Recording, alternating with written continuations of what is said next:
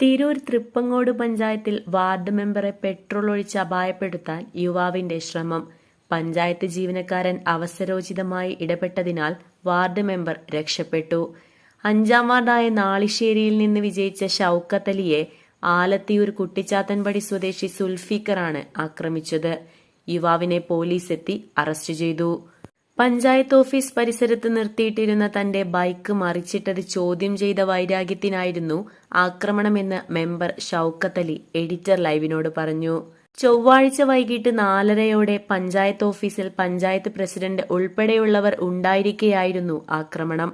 കുപ്പിയിൽ പെട്രോളുമായാണ് സുൽഫിക്കർ എത്തിയിരുന്നത്. പഞ്ചായത്തിൽ വെച്ച് മെമ്പറുമായി വാക്കുതർക്കമുണ്ടായതിനിടെ പൊടുന്നനെ പരാക്രമിയായി മാറി.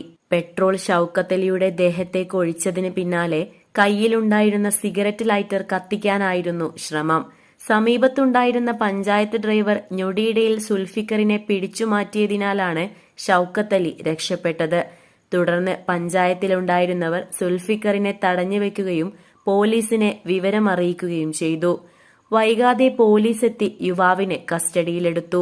സംഭവത്തിൽ കൃത്യമായ അന്വേഷണം നടത്തി പ്രതിക്ക് പരമാവധി ശിക്ഷ ഉറപ്പാക്കണമെന്ന് യൂത്ത് ലീഗ് തവനൂർ നിയോജക മണ്ഡലം treasurer Nasik Beeranchira, panchayat committee secretary Nisar Kaimalassery, Suhail Perunthallur എന്നിവർ ആവശ്യപ്പെട്ടു.